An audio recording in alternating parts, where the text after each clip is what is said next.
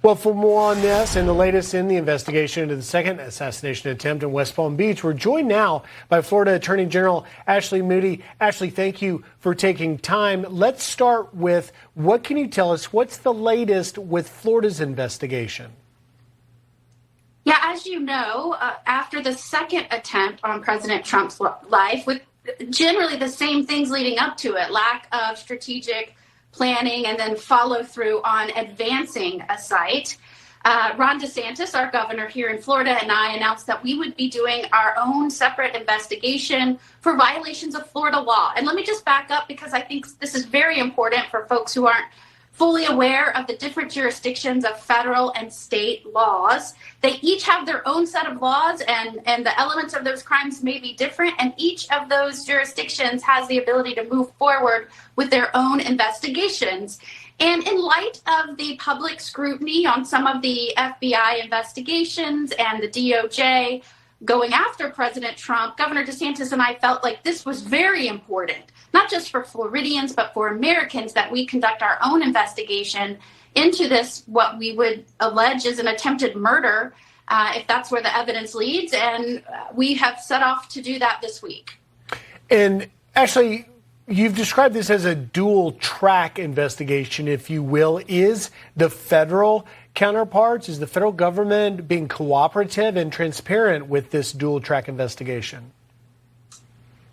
So, you know, at this point, the federal government has charged 2 gun crimes related to the apprehension of the suspect and the charges that followed and his detention. Obviously, as we all know, this person was lying in wait to assassinate President Trump, and we believe the evidence will show that. And so a more serious charge that would carry with it a lot more weight than these 2 gun charges will be forthcoming, most likely. We expect that the feds will follow up on another charge, but certainly Florida wants to do our own investigation. Unfortunately, we have experienced some difficulties and frustration this week in pushing forward, as we generally do with the feds when we're going after very serious criminal acts, when there is overlay of crimes. I expect that we will be able to work this out. But certainly that's going to be necessary as we move forward in Florida's own investigation. Actually, you heard in Madeline Rivera's great report there just prior to our interview talking about the drone question. Have we learned any details about whether or not a drone would seem to be one of the most useful tools when the president is going to go out to put it up in the sky and have a look? Well, look, I think the report that was unveiled by the director of the Secret Service speaks volumes in terms of what was not done, whether that was based on a communication failure or a strategic deployment failure in planning for, an event or a presidential activity. And it appears, based on this second attempt on President Trump's life, we are looking at the same types of details. Now, of course, the evidence will unfold as we move forward in the investigation, but the reality is you had a suspect, a defendant here, that was able to lie in wait for 12 hours along the line of the golf course and got within a few hundred yards of this president. And that is absolutely unacceptable. It's preventable. And of course, those questions are going to come along. I think the real question is here, if we found out there was a problem after the first attempt, and every representation by this administration was made, we're on this, we're going to fix this, from President Biden to Kamala Harris on down. And now we're dealing with the same type of issue, a lack of advanced strategic organization and deployment of resources.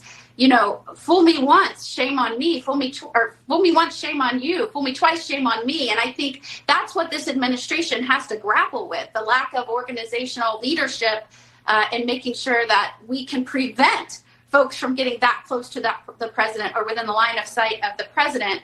And I am hopeful that we'll be able to move forward in a cooperative manner, but certainly Florida is going to aggressively pursue these charges, and hopefully these questions can be answered in a credible way for the people of not only Florida, but this entire country. I thought it was interesting to hear Acting Secret Service Director Rowe when he addressed his sort of assessment of how the situation was handled in West Palm Beach. Here's a little bit of what he said. I want to play it for you and get your reaction. I'd say based on the information I have right now, I say that situation was managed according to our training. And so in the case of West Palm Beach, based on the information I have now, and again, we will review it, it appears that those agents, those supervisors, made swift decisions and made correct decisions. Your thoughts, your reaction? Well, look, I echo the other folks within government have said, kudos to the folks on the ground that day that spotted that person on the fence line and were able to neutralize that threat to the president. Thank goodness that we weren't dealing with something much more serious. And we want to commend our officers, anyone that signs up for these jobs, we commend them. But you cannot argue that having someone lying in wait for 12 hours in a place where they can have a direct shot at the president of the once and future president of the United States. It's an interesting analysis of, this happened before. How are we so quickly, just a few days after, saying everything was done right here?